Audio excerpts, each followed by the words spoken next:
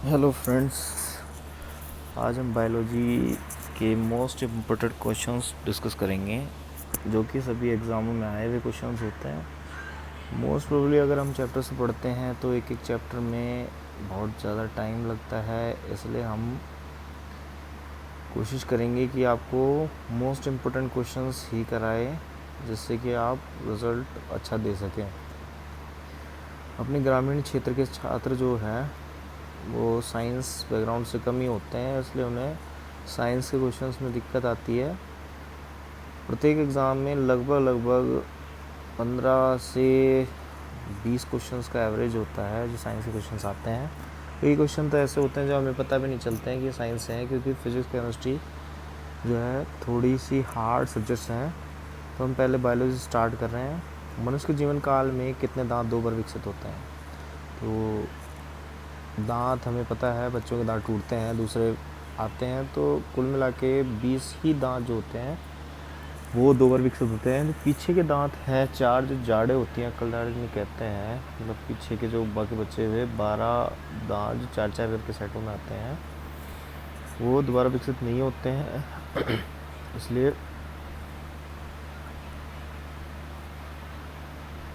Sorry 3-3 के सेटों में होते हैं।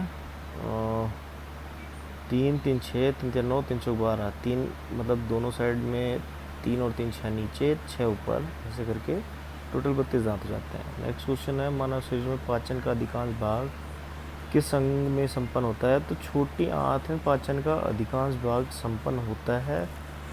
काफ़ी 6 मीटर के आसपास इसकी लंबाई होती है। अवशोषण मेन काम जो है भोजन का, पचने के बाद अवशोषण काम होता है, जिससे सभी पोषक तत्व जो है भोजन से सोख लिए जाते हैं।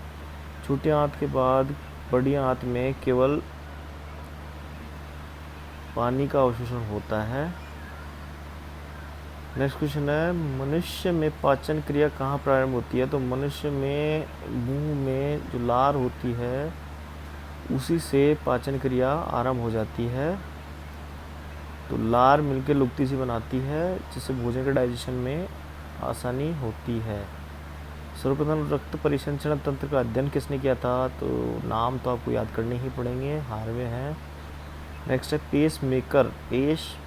पेस क्या होता है? जैसे हम दौड़ते हैं तो एक गति जो होती है, जैसे जो पेस होता है ना, जैसे उस तरह से अगर इसको याद करने की कोशिश करेंगे तो पेस मेकर का संबंध किससे है? हृदय से। हृदय का जो कंपन होता है, जो पंपिंग होती है, वो एक पेस से चल रही है नहीं चल रही है उसको मापने के लिए पेस मेकर का यूज़ किया जाता है।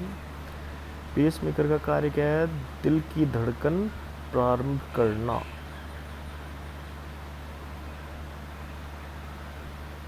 नेक्स्ट है गति प्रेरक किससे संबंधित है?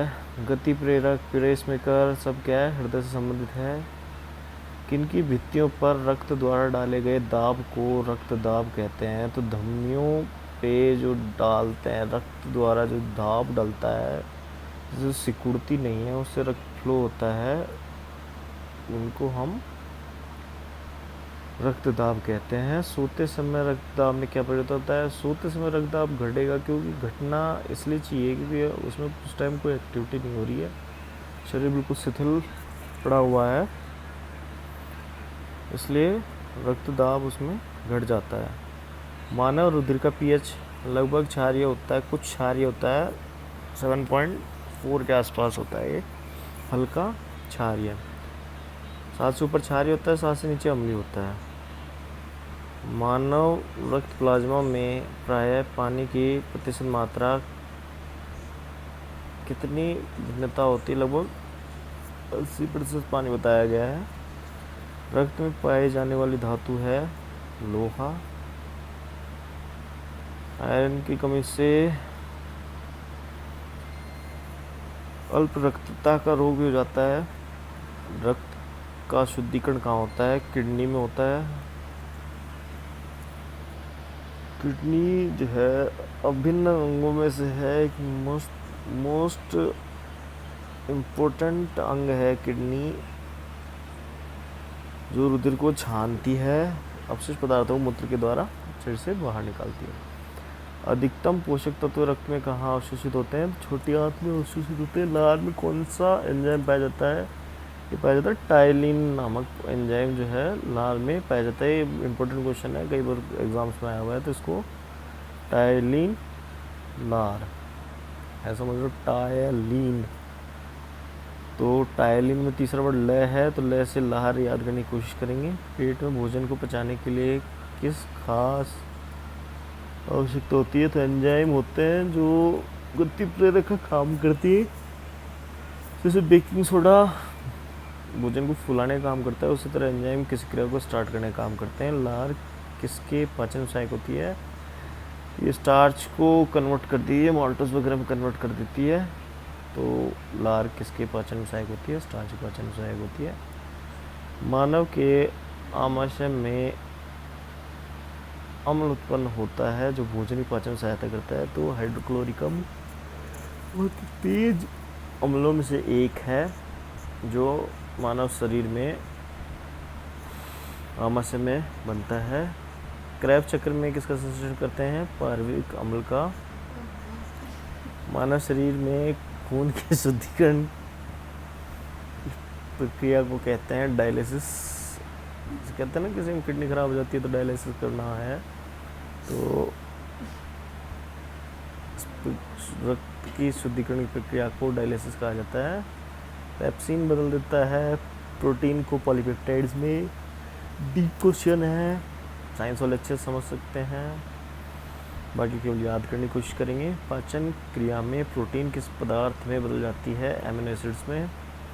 वह कौन सा है जो मानव शरीर में ग्लाइकोजन के रूप में कार्बोहाइड्रेट्स को जमा करता है? वो है यकृत। तो मानव शरीर में ग्लाइकोजन के रूप में कार्बोहाइड्रेट्स को जमा करता है, क्या करता है? यकृत करता है। क्वेश्चंस जो है छाटे हुए एग्जाम्स के क्वेश्चंस हैं, तो कृपया इन्हें मेमोराइज करने की कोशिश करेंगे। एक बार पढ़ने के बाद दोबारा इस तरह से पढ़ेंगे। शरीर में 2 बार दांत आते हैं, 20। अधिकांश पाचन का जो भाग है वह छोटी आंत में होता है। पाचन क्रिया प्रारंभ मुख में हो जाती है। परिश्वसन तंत्र का अध्ययन हार्वे ने किया था। पेसमेकर संबंध हृदय से है। दिल की धड़कन प्रारंभ करना पेसमेकर कार्य है। गति प्रेरक है पेसमेकर, एक ही बात है। रक्तदाब धमनियों पर डाला जाता है, सोते समय कम हो जाएगा। हल्का क्षारीय 7.4 मानव रुधिर है, 8% पानी है। रक्त में पाए जाने वाले धातु लोहा है। रक्त का शुद्धिकरण किडनी में होता है। छोटी आंत में अधिकांश भोजन का अवशोषण होता है। टाइलिन जो है लार में पाया जाता है। भोजन पचाने के लिए एंजाइम्स की आवश्यकता होती है। लार किसके पाचन सहायक होती है? स्टार्च की पाचन सहायक होती है। मानव के आमाशय में हाइड्रोक्लोरिक एसिड हो जाता है। क्रेब्स चक्र में पायरुवेट अम्ल बनता है। डायलिसिस खून का शुद्धिकरण कहलाता है। पेप्सिन प्रोटीन को पॉलीपेप्टाइड में बदलेगा। पाचन क्रिया में प्रोटीन किस पदार्थ में बदल जाते हैं? अमीनो एसिड्स में बदल जाते हैं। वह कौन सा है जो मानव शरीर में ग्लाइकोजन रूप में कार्बोहाइड्रेट जमा करता है? वो है यकृत। तो ये पहला वीडियो है जो कोशिश करके बनाया गया है।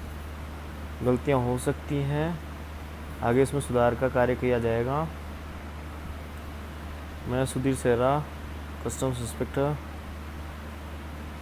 काफ़ी समय से कोशिश की जा रही थी कि सेहरा ग्रुप ऑफ एजुकेशन शिव सेहरा के द्वारा कुछ जीके स्टार्ट की जाए। धीरे धीरे इनमें सुधार किया जाएगा। मेरे लिए भी ये नया एक्सपीरियंस है, तो हम कोशिश करेंगे कि इसको बेहतर कर सकें। धन्यवाद।